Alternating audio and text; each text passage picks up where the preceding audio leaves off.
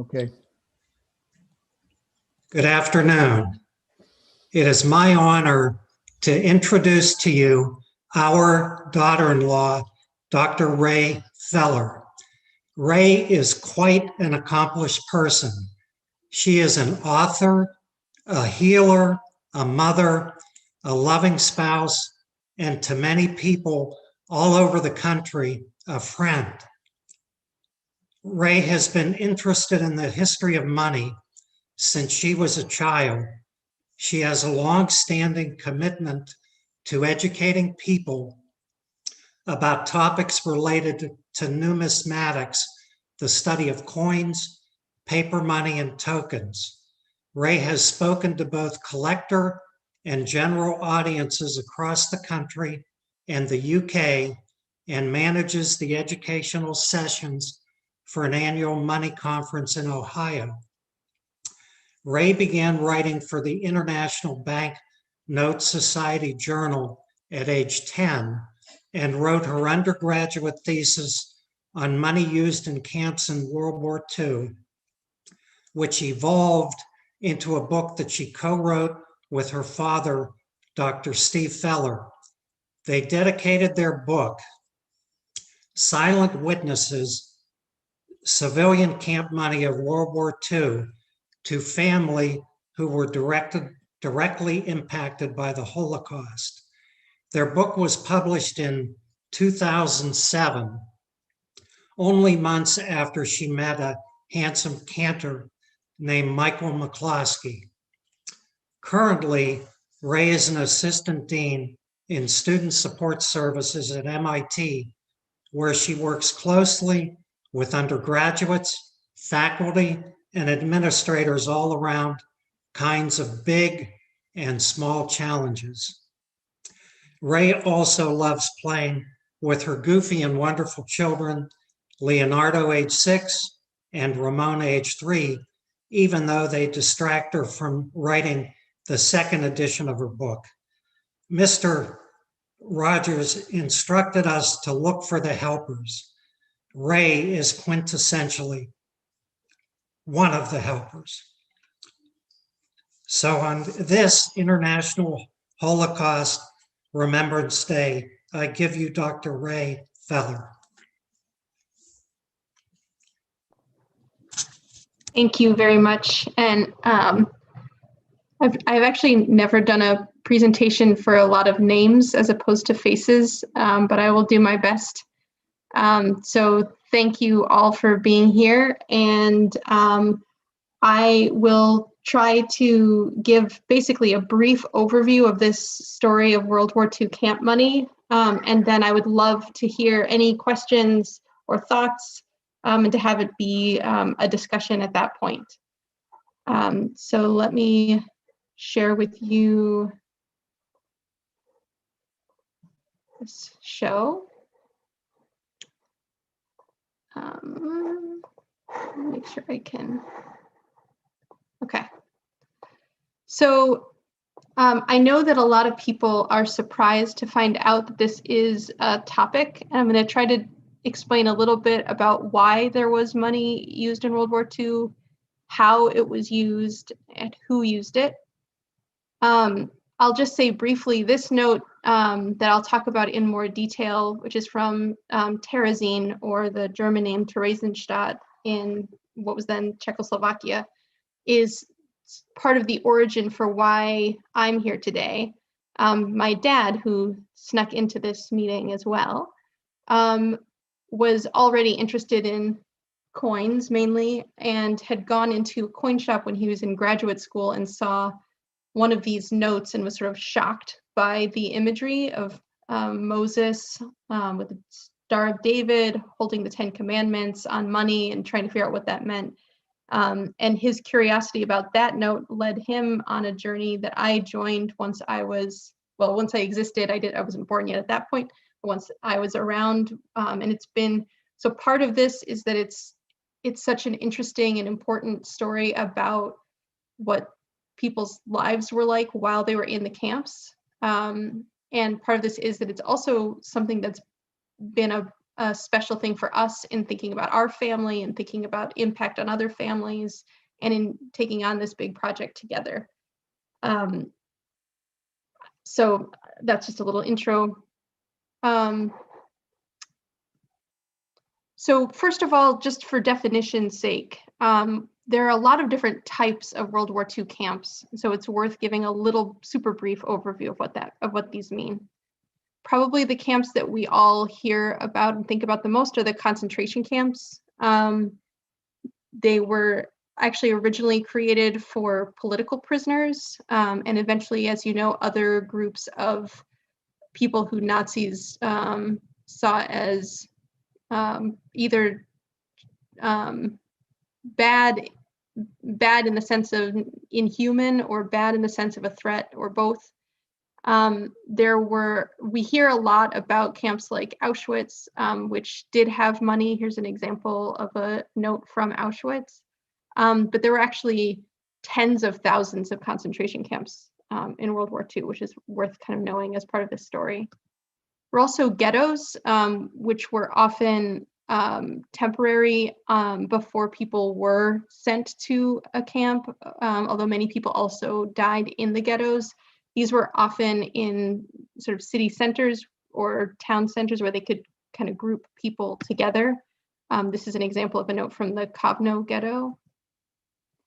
Internment camps were for enemy aliens, and those were not limited to the Axis powers. Those were actually something that we had in the United States too. This is from a Japanese camp.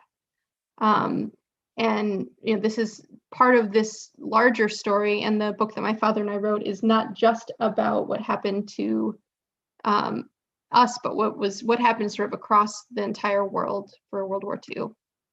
Another type of camp right after the war, displaced persons camps. So when the war ended, things didn't magically go right back to where they were. Many people were in completely different countries from where they had lived before. They didn't necessarily have homes to go back to, and they didn't have somewhere to go immediately. So they actually lived in camps, which were often refashioned from concentration camps after the war was over, and while they were sort of figuring out what their next steps were. So this is a UN camp called Dillingen. And then there were also prisoner of war camps for prisoners on both sides again. And we didn't talk about these in our book, but there's also a very interesting set of stories. And as my lovely father-in-law said, I speak a lot about all kinds of topics in different settings. And in particular, North American POW camps are something that I've done some research on, but it's a different story because of there being the Geneva Convention and rules and expectations for how prisoners of war would be treated, and a kind of expectation that you better treat our prisoners well if you want your prisoners to be treated well. But so I'm not going to talk about POW camps or actually displaced persons camps today, but I'm going to tell some stories about the other camps that I mentioned. So a big question people ask is if the Jews were the problem, and again, it's not just the Jews, also homosexuals, gypsies, political prisoners, communists, lots of people. If people were, if the goal, for instance, was to eliminate people, or if the goal was to, imprison people, why give them money?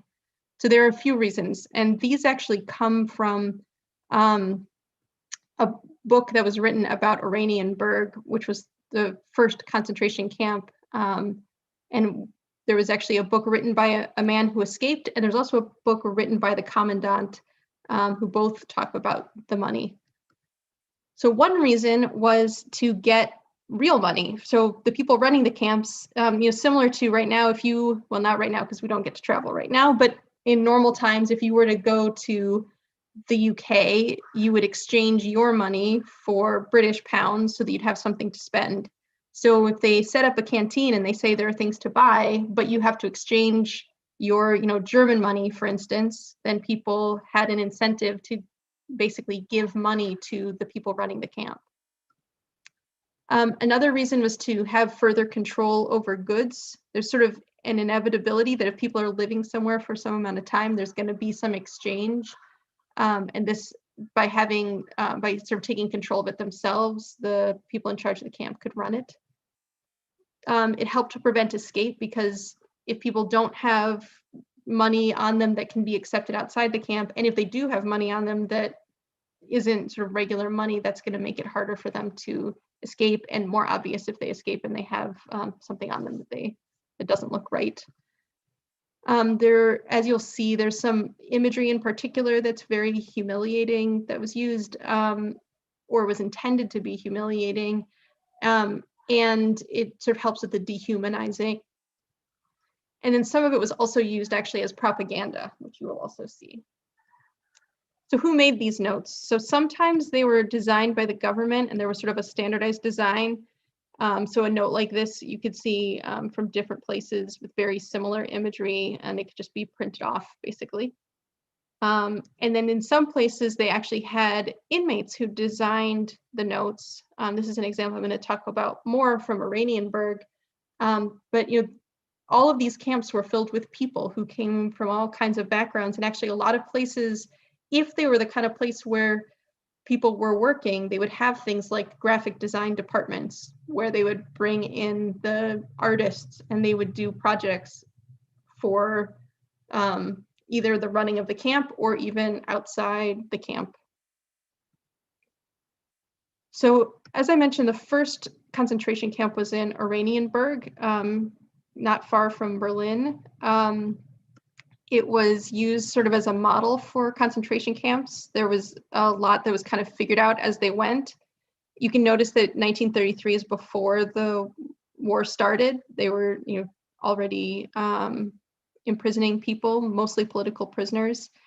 And there were already questions about what these camps were and what was happening, including the Red Cross getting some reports that there were some problems and actually coming to visit to make sure that things were all on the up and up. And so they wanted to present in a certain way so that there wouldn't be suspicion about what was happening.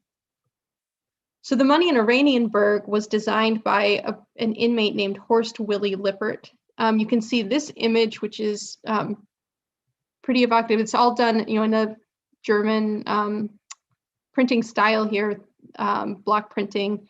And you can see there's a barbed wire fence, and there's sort of beautiful mountains in the background. And then this is a crowd of prisoners kind of making their way. I'll mention quickly that another reason that I didn't exactly specify with the controlling of goods that people had money was as an incentive to work. So if you are not getting much food and there's a canteen where you might get something that could sort of supplement, and you can only get to that canteen if you have money, that might make you feel like, well, I should work so that I can earn money. And all of these notes that were designed by Horst Willy Lippert have his sort of signature. I kind of highlighted it here. That LIT is his, the way he signed his artwork. So these are the other notes that he designed for Oranienburg. You can see this one. This is a factory with a smokestack. I don't know if you can actually see my mouse, can you? Well, this is, you might not be able to. There we go, that's probably better. Here's this factory with a smokestack. Here are guards with barbed wire, and you can see the swastika. This is a man with a big swastika behind him planting a tree. And this is sort of the general design for what the back of the note looked like. And if you're looking at the amount of money, so this is the biggest one. This is 1 mark. This is 10 Pfennig and 50 Pfennig. And they all say, as you can see on this one, Lagergeld, which Lager is camp, Geld is money. So Lagergeld des Konzentrationslagers Oranienburg. So camp money of concentration camp Oranienburg. Now, Horst Willy Lippert was a political prisoner. He was against the Nazis. And he was put in this interesting position of being asked to design the money and then having to decide what to do with that.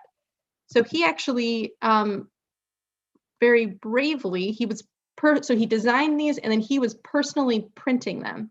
And as I said, this says Lagergeld des Konzentrationslager. Lager is camp, Oranienburg. He knew enough English and he knew that the Red Cross was going to come. And so he actually scratched away at the block as he printed so that it would say not Konzentrationslager, but Konzentrationsslayer, which I don't know if you can see that, but I'll circle it here. Does that work? Can't quite get the circling to work, but anyway, so it says Slayer at the end. And the reason that we know for sure that he did that is because he survived the war and he talked about it afterwards. And then this, just very briefly, people may have seen the movie The Counterfeiters. If you haven't, you certainly should. But near Oranienburg later, there was a different camp called Sachsenhausen, where they actually brought artists in to counterfeit British banknotes and other documents, as well as eventually they were working on dollars in order to throw off the British economy by introducing all these counterfeit notes. But that's a different story, but I'm just mentioning it because location-wise, it was right in the same area. So Westerbork was a camp in the Netherlands. It was sort of a transit camp, which is a little bit like a ghetto, but sort of shorter term, where people were gathered together and then transported to the more serious concentration camps like Auschwitz.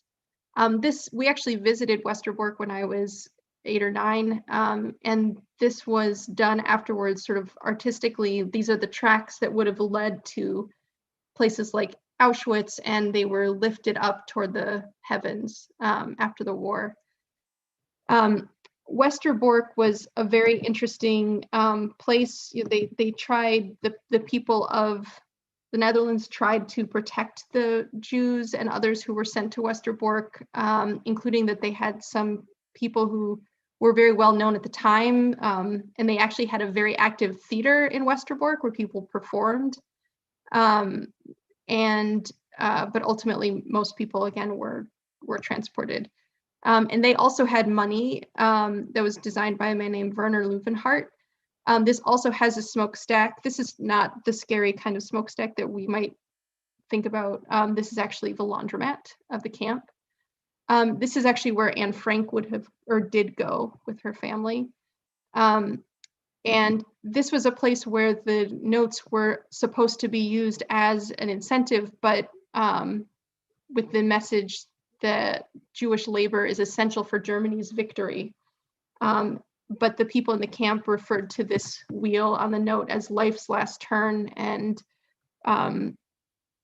basically disincentivized each other from working and from going along with the plan to help the German war effort. So now briefly, Ghetto Money. So one thing that I'll mention later, especially when I talk about Theresienstadt, is that a lot of this money was not really used.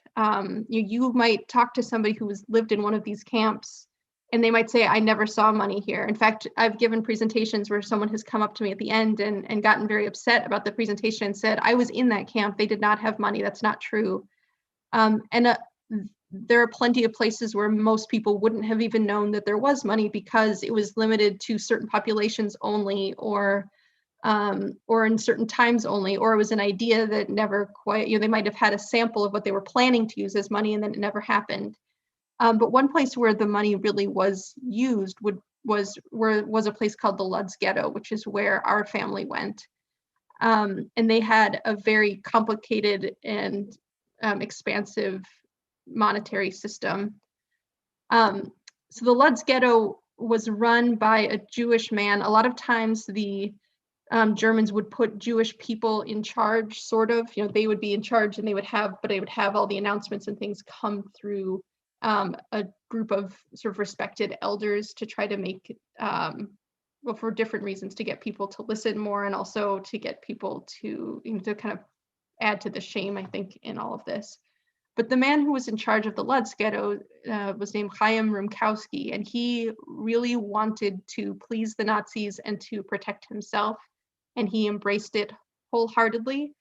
And in the end, he was transported just like everybody else. He did not save himself, and he certainly didn't save the other people, despite having been in charge of an orphanage at one point. His approach was to try to protect himself.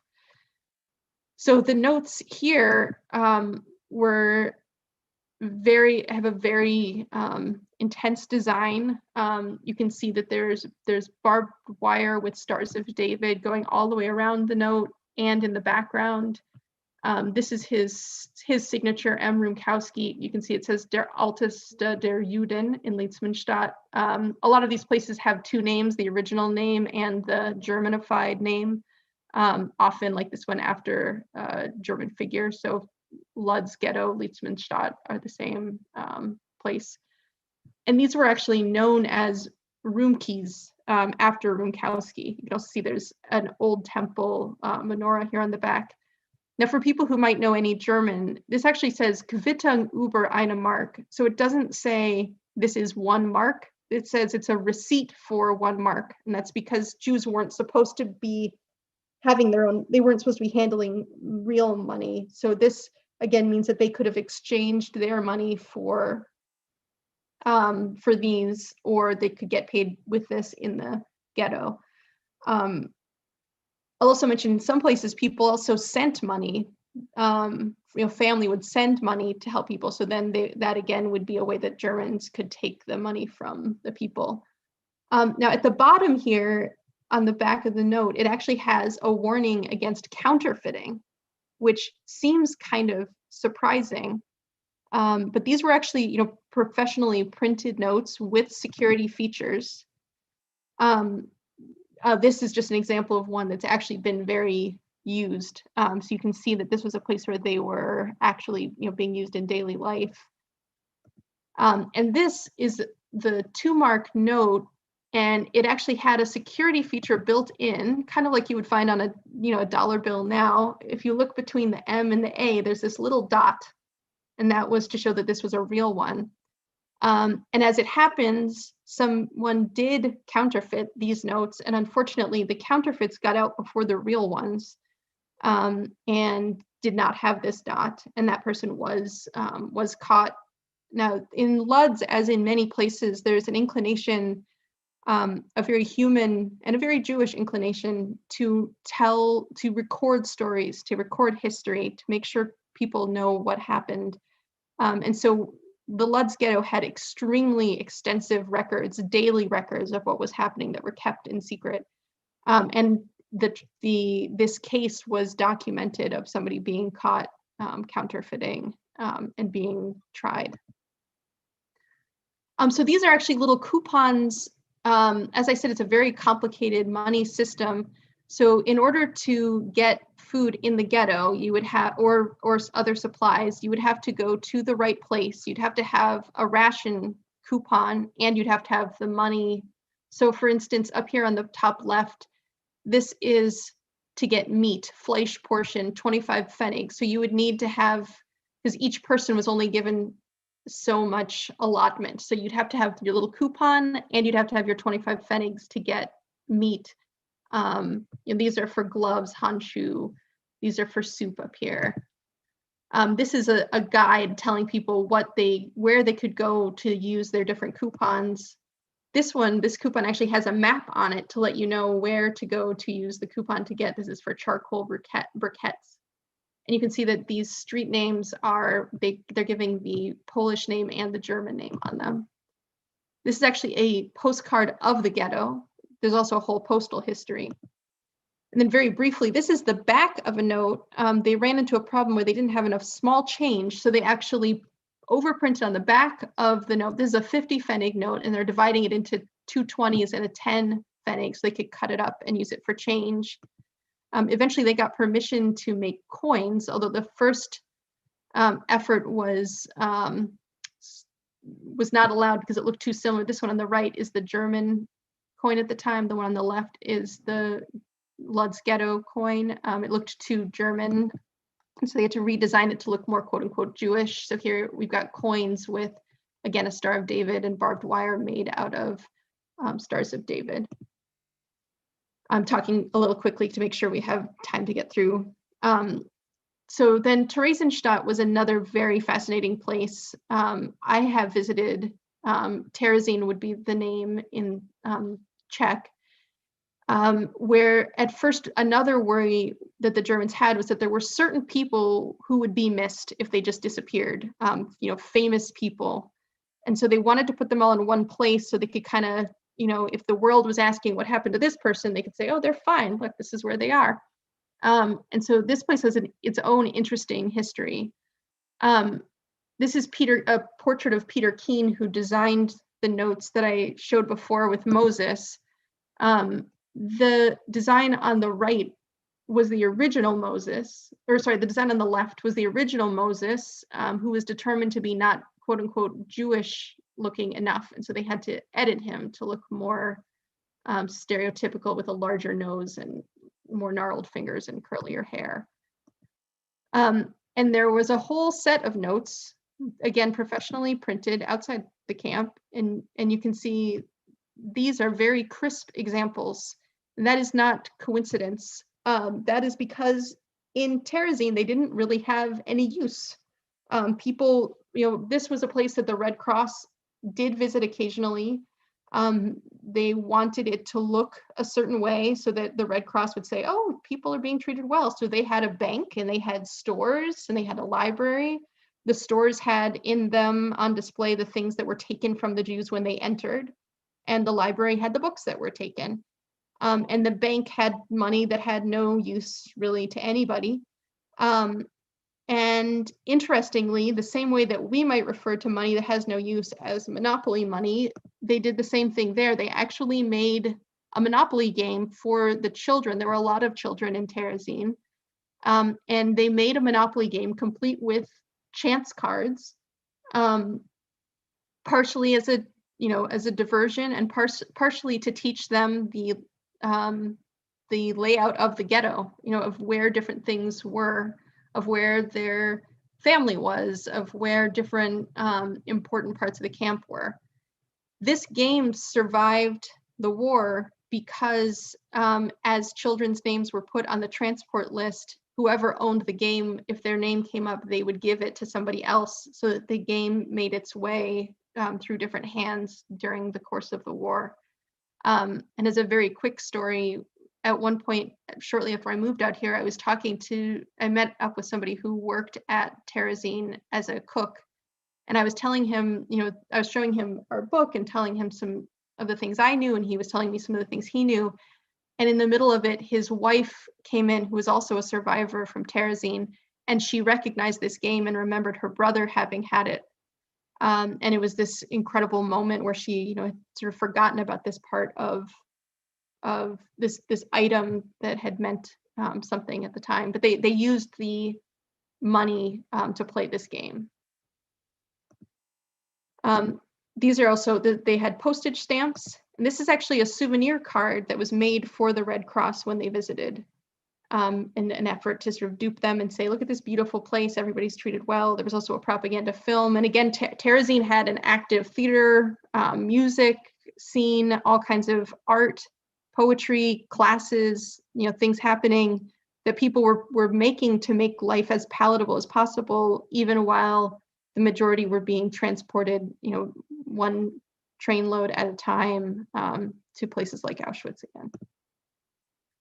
So the last example I'm going to share just as an interesting sort of piece of the other side is a bit about internment camps. So in England, there were internment camps on both sides. We had them here not only for Japanese people, but actually also for German and Italian people. In England, right as the war was starting, there was a lot of fear, a lot of newspapers publishing stories about, there could be spies, there could be, what's happening here, how are we staying safe? And the government kind of reacted quickly and not very well organized or planned. And so they started, getting people who were German citizens, who had immigrated from places like Germany, rounding people up and putting them in camps basically until they could figure out what to do with them. Now this included, as it turns out, a lot of Jewish people who had come, escaping Nazism. It included people who had been in England for a long time. There were some Oxford and Cambridge professors, all kinds of people. It was very poorly done. And a lot of them were put in camps in places not too far away, places like the Isle of Man. But there was also a group of people who were shipped all the way to Australia. And interestingly, when they were on their way there was a German submarine that was going to potentially attack the ship, but the people on the boat did not realize the identities of all these. They just knew they were German and assumed they were Nazis, and they treated them very badly. And they also threw a lot of their things overboard, which ended up being a saving grace, because when the Germans saw what was in the water and saw all the German writing on it, they actually said, "Oh, these are our people, we won't attack." But they went all the way on a harrowing trip by boat to Campe, Australia, which this is a movie about Campe with Bob Hoskins. And they had a very interesting experience, because they were, the majority of people were not at all Nazi sympathizers, and they ended up setting up their own kind of society at different campaigns. This one is one of the most incredible notes that I know of from Camp 7 as part of Campe. It was designed by inmates who had an incredible sense both of humor and of the intensity of their situation. And there are all kinds of little things that are hidden on this note, including in the barbed wire, there's actually cursive writing. I don't know how easy it is for people to see, and I can't totally tell if my pointer is working well here, but it spells out, this is upside down, W-E, and on this side, A-R-E-H-E-R-E. It spells out, "We are here because we are here. Because we are here." And that was to the tune of Auld Lang Syne. That was the song of the camp, because they had no idea why they were there. They had not done anything. They weren't the enemies of the British. They would rather be fighting alongside the British, but there they were. These were designed by a man named George Telcher, whose signature is down here, who had actually worked for various places, including helping to design some notes in Vienna before the war. And he, as I said, included all sorts of kind of quirky, fun things. One was that now I can't get this, there we go, get my pointer back. One thing he did was include a lot of names. So this ram in the wool, it says Eppenstein, which was the name of their elected leader within the camp. At the bottom, that boat that I mentioned, the HMS Dinera, and this is really hard to see on here, but the name of the boat is written on the bottom of this fence in the barbed wire. And on the back of the note, all of the rams are branded with the number 7, because it was called Camp 7. And there are hundreds of names in the wool hidden. And actually, interestingly, the serial numbers for these collectors like to get excited about kind of the nitty-gritty details of things. And the serial numbers were very confusing about what the pattern was. And then it turned out that they had made an effort to print a note with everyone's camp number so that everyone could have a souvenir. So this is one of my favorite notes, and a little bit more of a pleasant kind of story at the end here. So with that, I will stop sharing my screen. That went only a little bit over 30 minutes, and I would be happy to answer any questions that people have or comments that people have. Everybody, you can open your videos and open your mics if you have any questions for Ray. I do have a question. How big were these notes? Were they from little tiny ones to huge ones, or was it general size? Or they were mostly pretty standard size notes. Not there were some, like you saw, the terrazine ones that, depending on the denomination, they were larger. Some were more, the same. Either way, there were some that I didn't show that might have been, that are a little smaller, kind of more like little coupon size. And most of the POW camps in the US were like little coupons in little booklets. But yeah, but these notes that I showed are pretty standard size notes. Okay, I have a question. And it seems in our book club, we read a book, I think it was The Dutch Wife, if I'm not mistaken. And I don't remember what camp, it was a concentration camp. And she ended up becoming video a camp whore, along with a camp prostitute, along with a group of other women. Sure. And the prisoners earned the privilege of going for services, and they Yeah. would present a chit. And I was wondering if that was the only thing I ever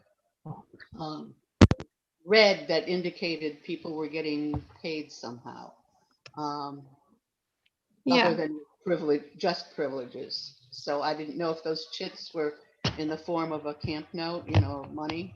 I yeah. don't know if you're familiar with that. I am a bit familiar with that. So there were places that had that option, including Auschwitz, although Jewish people weren't allowed in Auschwitz to use that.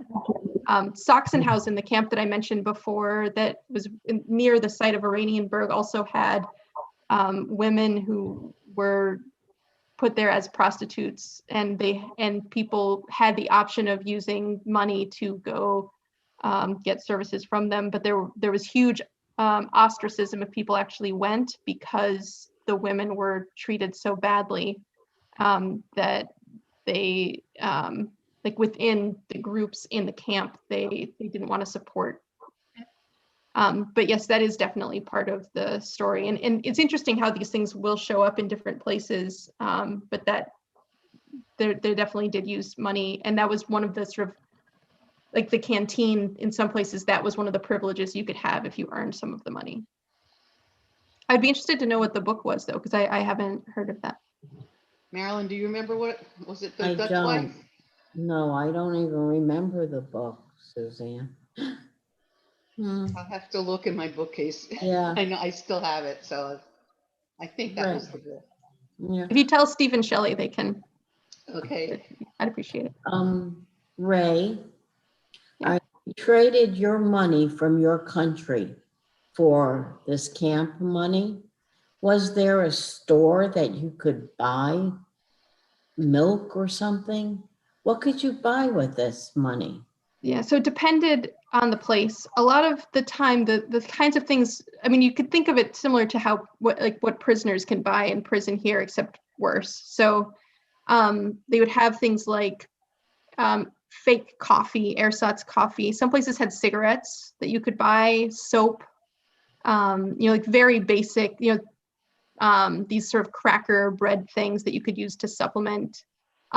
Things like stamps and stationery. If you wanted to send mail out, obviously it would be censored, but that was something that people might be able to buy. I mean, it varied depending on the camp and the point in the war, how much stuff was available in the canteens. Interesting. I have a question, Ray. It boggles my mind because it goes, this whole story of the prisoners having access to money is so different than everything we've seen in movies and read about in books and so forth.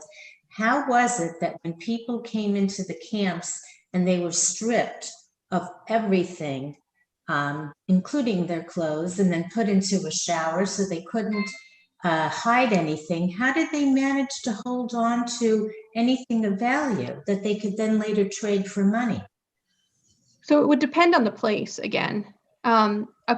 If someone's coming into a camp where they're being stripped of everything in that way, first of all, the Germans kept amazing records. They were meticulous. They took in inventories, and so there were certainly times where someone would come in, and as part of coming in, as they were registering for that camp, they would present what they had, and they might get some amount of the money in exchange. Some of the money would have just been earned at the camp, but places like the ghettos or some of the early concentration camps, they were not everybody. People were dying, of course, also, but they were living there for sometimes long amounts of time, and this helped the Germans control things. Yeah. So if you picture a ghetto, people moved into ghettos with suitcases, wearing their clothes, with their family photos and the things that they wanted to keep. And so they did come in with money that they exchanged. And then, they weren't living in a camp that had been created. They were living in a part of the city that had been sort of blocked off, and living in apartments where they were sharing, multiple families to a small space, but they were living in part of a town. I have, Yes, Ian, I don't know if. Yeah, Mike, you have a question? yeah, actually, this was kind of a mystery to me. I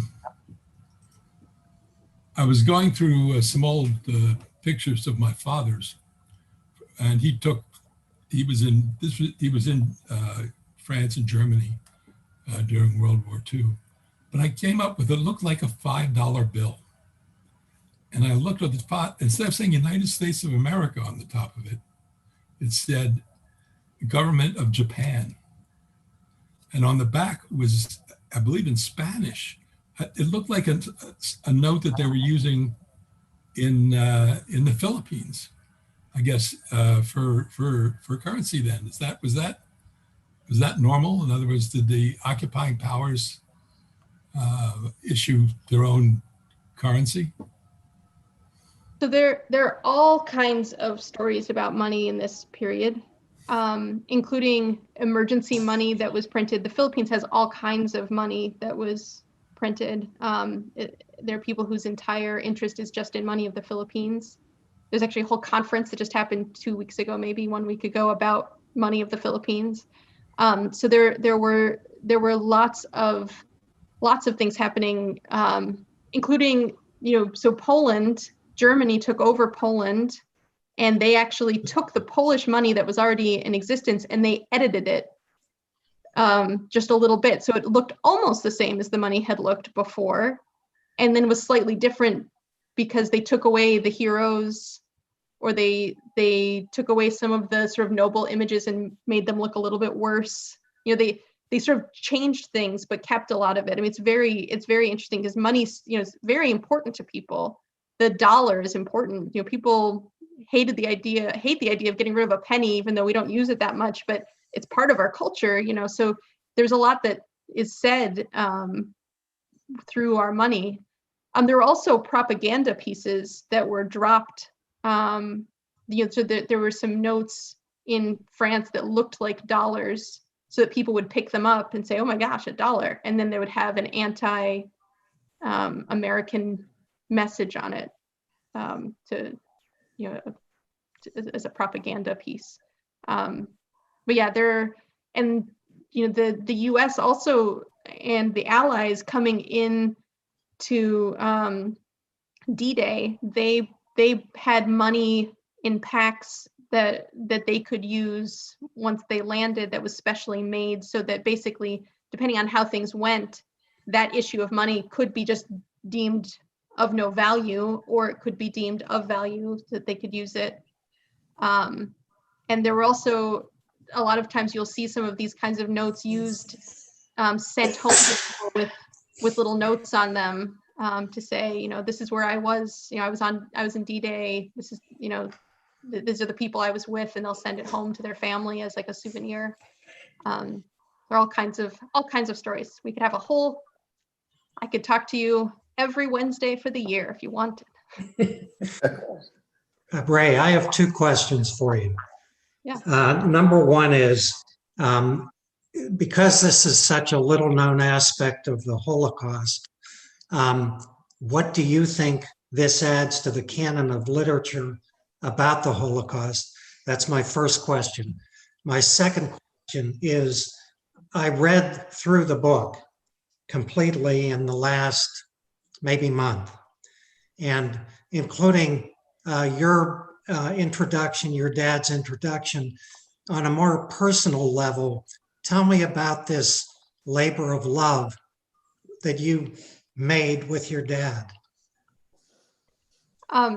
So the first part, to me, part part of what's scary for people, I think, about approaching the topic of the Holocaust is that the numbers, they're so intimidating, and just knowing the number of deaths, I think it's too quick of a story in some ways because it's easy to kind of block it out. I think that these tell the story of individual people, you know, trying to hold on to hope, trying to make decisions. Do I work? Do I not work? Do I do things for myself? Do I do things for others? People weren't, you know, we look at these stories and we know when it's going to start, when it's going to end, where things are headed. People didn't know. They were trying to figure it out as they went. And this speaks to some of the fear and uncertainty of people saying, you know, is this, well, are we staying here? Is this a place where we were going to live? I heard that we might be killed. Is that true? Is it not? So they're just all kinds of stories that are attached to this. I have our book here, but we called it Silent Witnesses because there's something very powerful about holding something and knowing that it was actually there, you know, that people held it, especially those Lukas Ghetto notes, because they're so worn that you know that people, they were folding them and putting them in their pocket, and they were walking around and making decisions about what they could do with this money.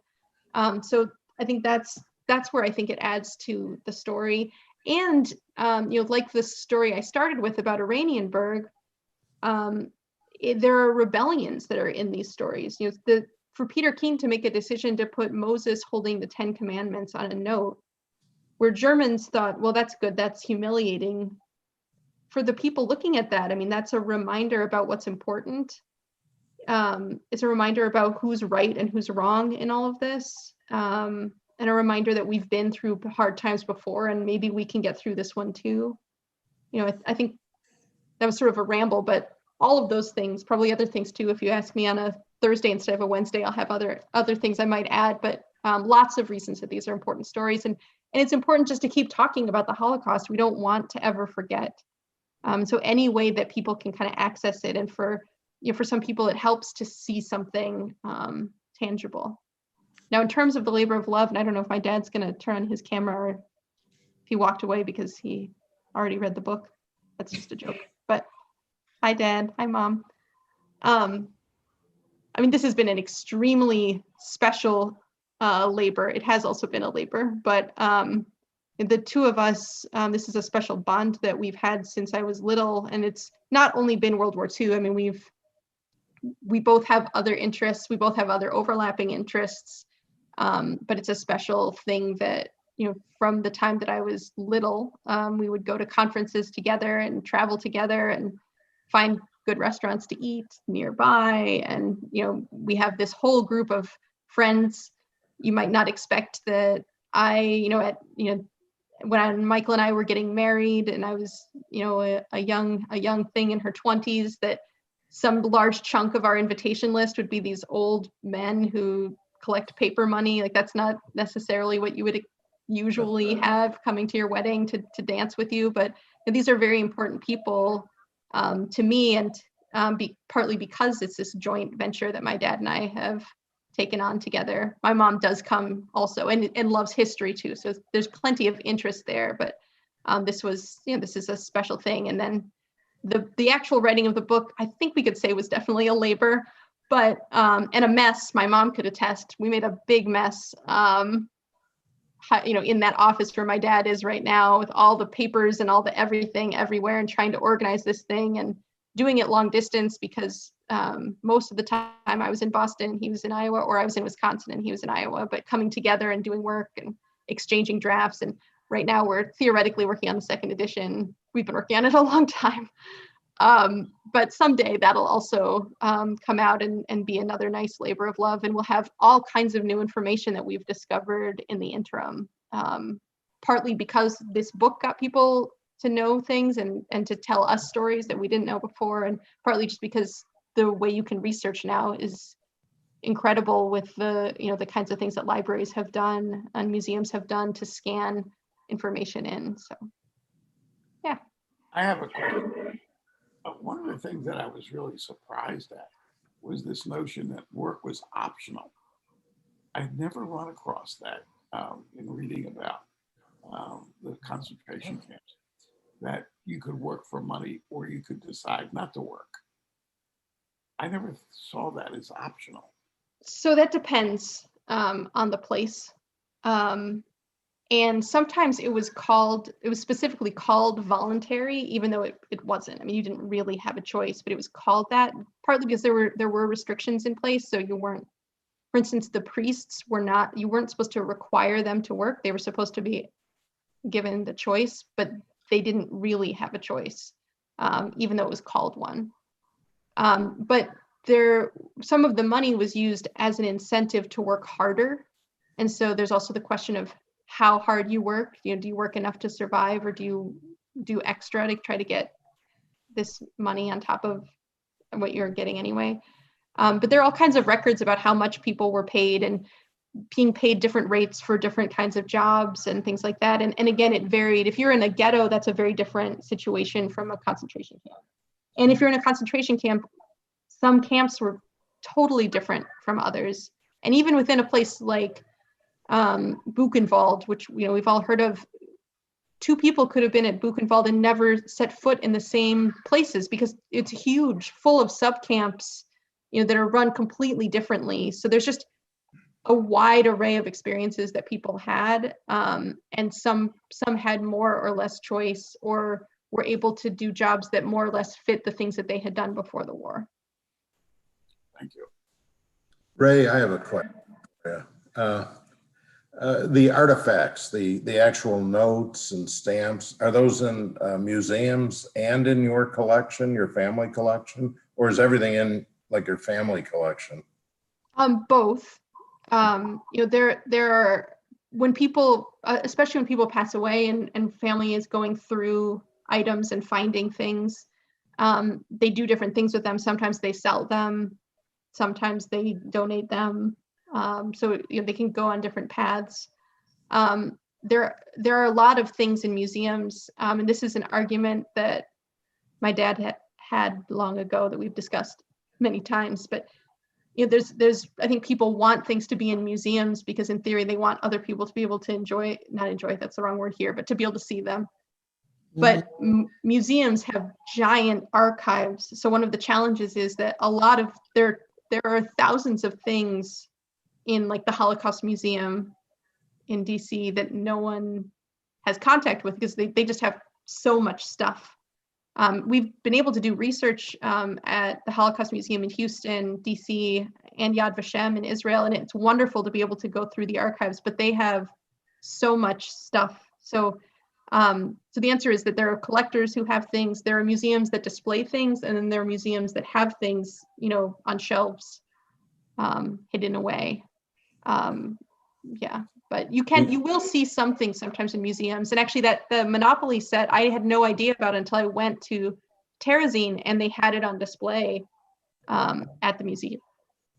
Okay. Do you do US coins as well? I don't so much, except I do like error coins. Okay, yeah. Those are fun, but my dad has more coin interest than I do. I like the paper money better. Okay, I found the book. It is The Dutch Wife. Dutch Wife, okay. By Ellen Keith, Keith. Yeah. Thank you. Suzanne, did we read it? Yeah, We did. we did. What is the most interesting single piece of money you have come across? What did you look at and say, holy cow? Well, the campaign note is my favorite note of all time, the one that I showed. I mean, they're not just the one, there were different denominations, but I love that note. It's so full of stories about how it was designed, but also about, they have these sort of official looking signatures at the bottom, and there's this description of people just kind of hanging out in the canteen, and they're like, oh, hey, you want to help sign some notes? Oh, okay, coming over, oh, no, I'm the banker now, and signing these notes. I just think that the design it's you look at it and you say, oh, but then when you get into the details, it's very interesting too. That's the Australian. Yeah, the Australian notes. I think they're so incredible. Also completely impossible for my budget, but really cool to see. My dad has one that was mailed to him when he was asking questions of somebody who had been there, and they just said, "Oh, do you want to see one?" He had more than one actually at a time, but has generously donated those into the world. Yeah, those are my favorite. There are wonderful other notes too, but those are my favorite. Were these notes engraved or printed? It depends on the notes. A lot of the notes, the simpler notes were, printed more simply, but some of these were like intaglio printed notes. And the campaign notes were printed outside of the camp, like they sent them out to be printed. I have another question, Ray. Can you share anything about Volume 2 that you find, fascinating, so that it tickles everybody's fancy and gets everybody ready for Volume 2? So I will say it's second edition instead of Volume 2, which I'll just say because it will have this plus more as opposed to totally separate. But actually, one of the things I was saying, the things you can do on research now online are so incredible. So one of my recent topics of interest has been the Japanese internment camps, because you can read the newspapers online. Basically all the camps set up their own these are the Japanese camps in the US, set up their own newspapers.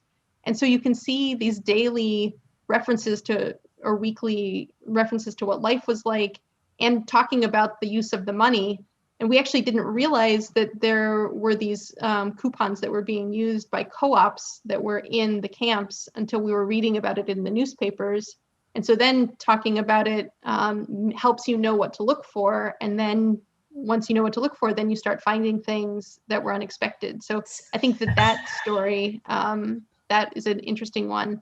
And actually, when we wrote this book, when we thought that Camp Hay, this Australian camp that I mentioned, we thought that was just one camp. And we didn't know why it was called Camp 7. It turns out it was called Camp 7 because there was also a 5 and a 6. And so we now know that there's a whole interesting story of Camp 8, which is also part of Camp Hay, where there were notes that were printed on things like toilet paper that were totally fascinating. So there's going to be all kinds of stories about that, and a lot more narratives from survivors that we've been able to collect since this book came out. And so that, I think, adds to the story for sure. All right. Yeah. I want to ask a question, but in terms of new stuff, why don't you talk a little bit about Crystal City, Texas, which will have a whole thing in the new book.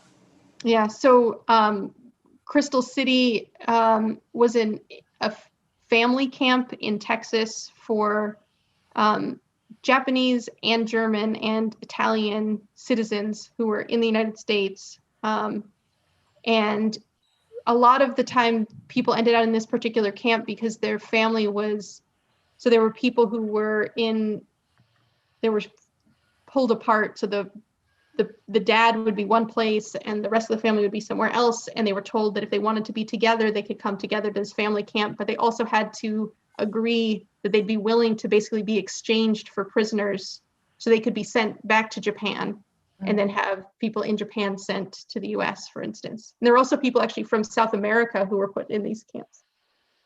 So we visited Crystal City, amusingly, about a week before Leonardo was born. We didn't know he was very early. So I thought that I could travel up until 8 months, but didn't realize I was going to have a baby at 8 months. So anyway, I had a very big bellied trip to Texas, and we were able to walk and see the actual site, which is still there in the middle of nowhere.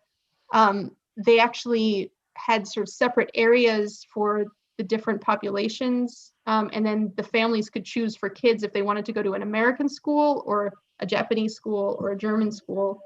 And they actually worked together because it was so hot there. They worked together and built a swimming pool, a giant, I mean, swimming pool is sort of the wrong word. It's almost more like a lake, so that people could have somewhere to relax. But they showed movies and they had classes and all kinds of things. And they had very interesting tokens that were made on very thick, heavy cardboard that looked almost like poker chips. And so we've been connected to the Texas Historical Society, Texas Historical Association, Texas History Place, and have all kinds of stories about the people who lived there and about the interaction with the people who were from Crystal City already, which was at the time the spinach capital of the world and has a Popeye statue downtown.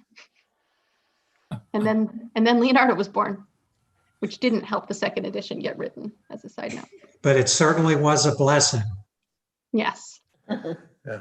Ray, was Crystal City a POW camp or an internment camp for American, German, Italian, and Japanese?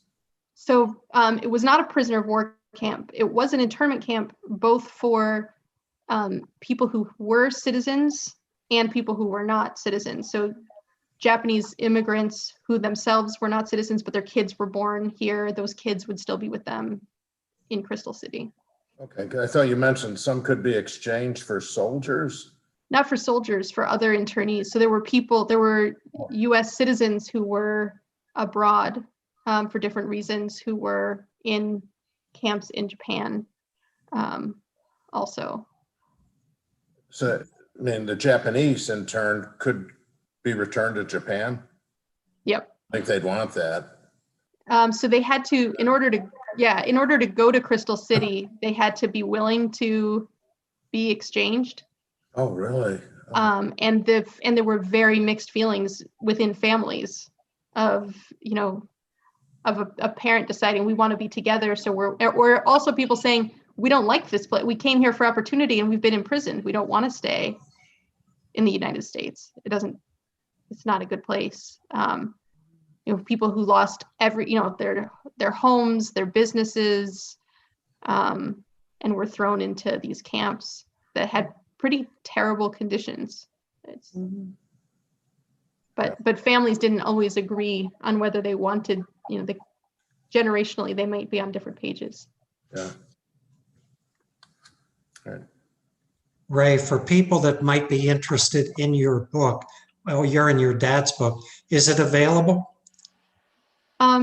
So it does exist, obviously.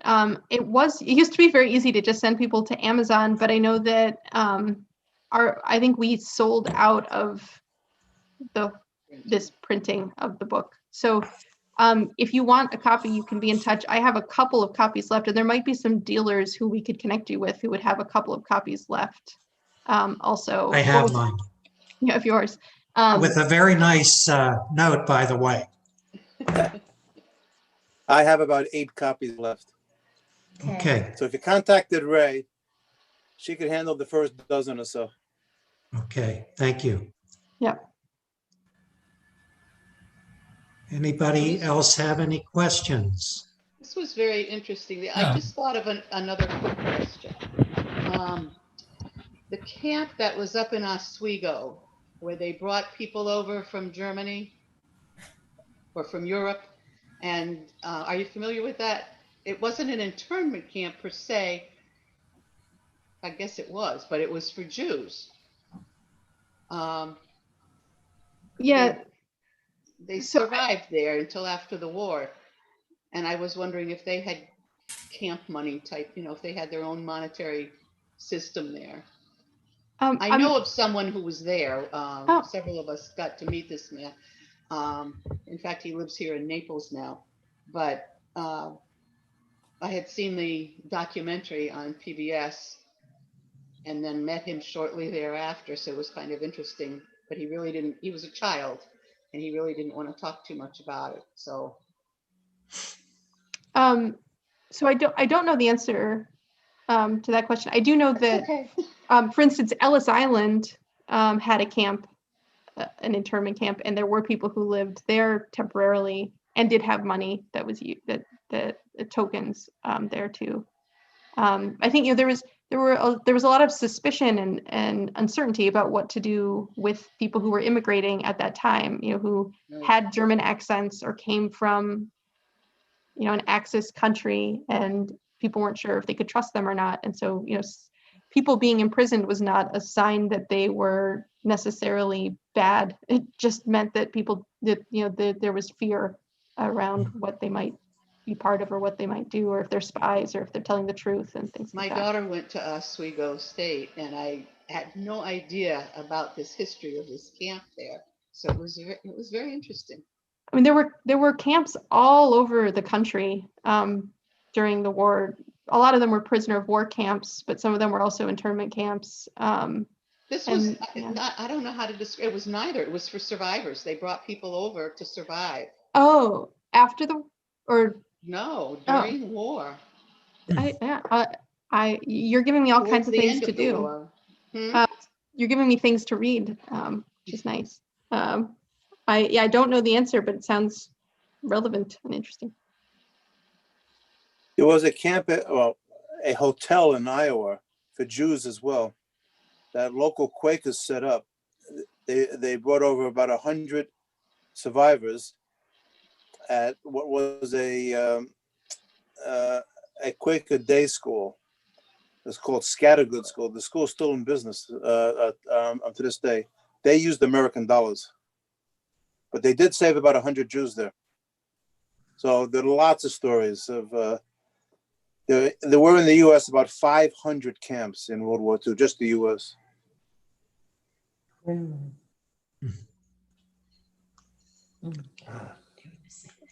Yeah. Not so amazing when you think about today. No. Anybody else have any more questions for Ray, comments?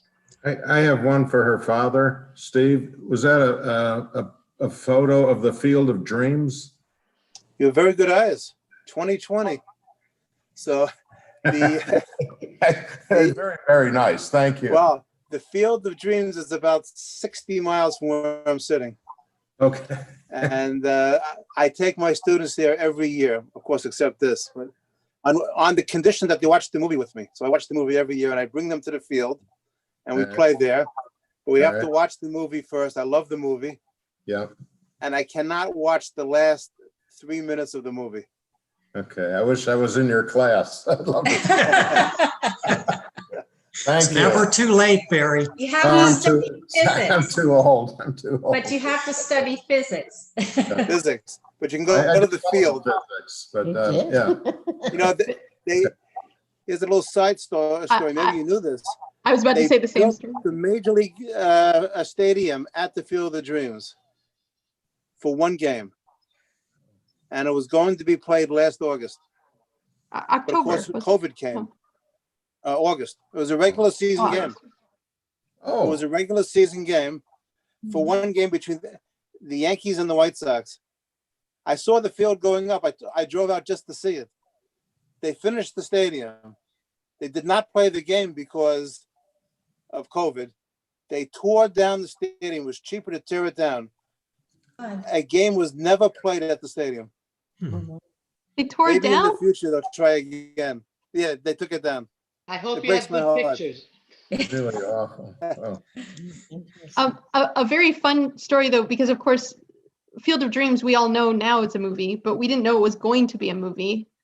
And as there was a time where we were traveling through Dubuque, Iowa, on our way to Illinois as a family just for a weekend, and it was a Saturday, and we're driving, and we see a sign that said Feller's Deli. And we were so excited. There's not a lot of deli in Iowa, as you can imagine, or any really. And not a lot of Fellers either, huh? Yeah. And we said, holy cow, what's this? So it was closed. And we said, well, of course, if it's kosher, it's Saturday, it's closed. We'll come back tomorrow and we'll go to this deli. And so we sped back. My dad was salivating, just thinking about it. And we looked in again and it was still closed. And then we looked carefully and it was completely empty. And it turned out that they filmed the Boston scenes from Field of Dreams were filmed in Dubuque, Iowa, not in Boston. So they were trying to create sort of the big city. So It wasn't a real deli, it was just a movie set. But it was called Feller's Deli. Just a set. Okay. That's cute. Very interesting. Thank you very much. All right, Ray, on that Miss note, Arthur. thank you so much. That Yeah. was wonderful Thanks for Very having good. me. So proud of you once again. Yeah. for many, Interesting. many reasons.